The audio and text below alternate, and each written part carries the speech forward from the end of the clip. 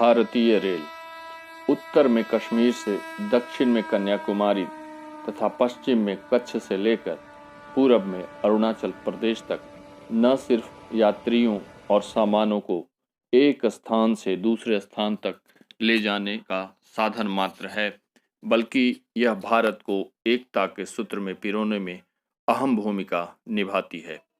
बदलते हुए वैश्विक परिवेश में रेलवे भी अपने आप को इसके अनुरूप परिवर्तित करती रही है तथा आधुनिक तकनीकों का इस्तेमाल करती रही है।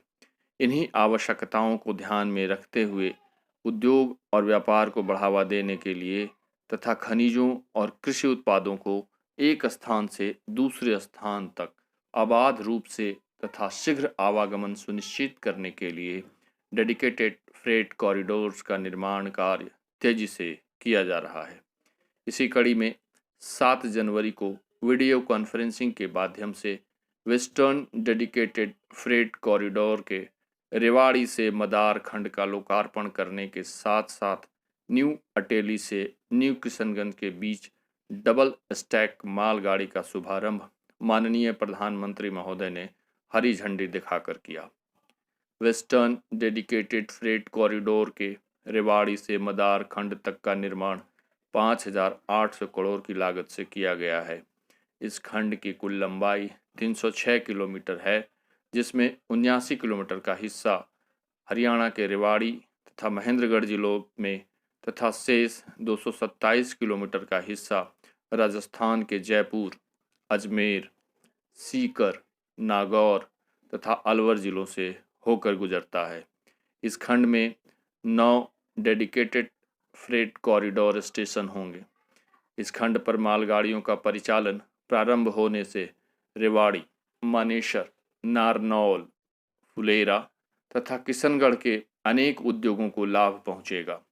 इस खंड पर मालगाड़ियों का परिचालन शुरू हो जाने से वेस्टर्न डेडिकेटेड फ्रेट कॉरिडोर तथा ईस्टर्न डेडिकेटेड फ्रेट कॉरिडोर के बीच सीधी कनेक्टिविटी हो जाएगी।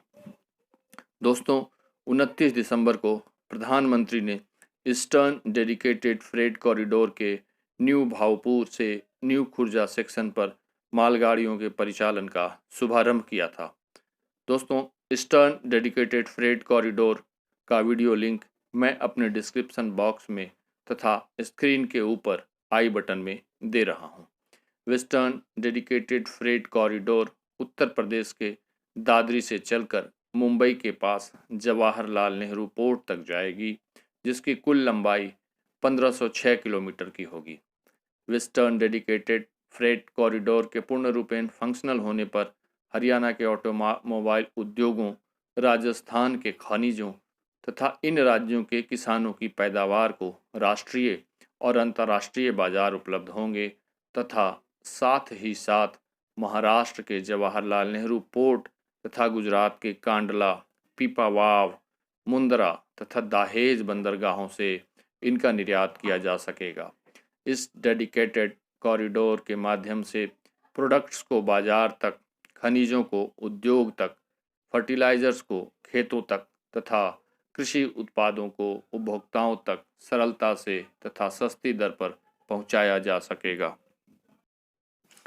वेस्टर्न डेडिकेटेड फ्रेट कॉरिडोर में दादरी, नांगल चौधरी और सानंद में जहां एक और इंडस्ट्रियल कॉरिडोर तथा मल्टी मॉडल लॉजिस्टिक्स पार्क का निर्माण किया जा रहा है, वहीं वरनामा, स्वरूपगंज, फुलेरा तथा पृथला में कंटेनर डिपो का निर्माण किया जा रहा है। डेडिकेटेड फ्रेट कॉरिडोर परियोजना भारत के विकास की गति प्रदान करने के साथ साथ आत्मनिर्भर भारत तथा मेक इन इंडिया के लिए मील का पत्थर साबित होगी। दोस्तों, मैं आपको बताना चाहूँगा कि न्यू अटेली से न्यू किशनगंज के बीच चलने वाली 1.5 किलोमीटर लंबी double stock long haul container train operation यानी DSLHCTO विश्व की पहली मालगाड़ी है जिसे इलेक्ट्रिक ट्रैक्शन से चलाया जाएगा। इस ट्रेन की इन्हांस्ड एक्सल लोड 25 टन होगी, जिसे रेल मंत्रालय के रिसर्च, डिज़ाइन और स्टैंडर्ड ऑर्गेनाइजेशन के निजी उपक्रम dedicated freight corridor corporation of India limited यानी DFCCIL ने तैयार किया है। इसके वैगन सामान्य मालगाड़ियों की तुलना में 4 गुना ज़्यादा माल की ढुलाई कर सकेंगे। डेडिकेटेड फ्रेट कॉरिडोर पर मालगाड़ियों की गति 100 किलोमीटर तक होगी तथा इनकी औसत चाल, जो वर्तमान में 25 किलोमीटर प्रति घंटे है, के स्थान पर 70 किलोमीटर प्रति घंटा होगी। तो दोस्तों, आज का वीडियो यहीं ख़त्म करने की आज्ञा चाहूँगा। फिर मिलते हैं एक नए वीडियो में एक नई जानकारी के साथ। इस वीडियो को देखने के लिए आप सबों का धन्यवाद।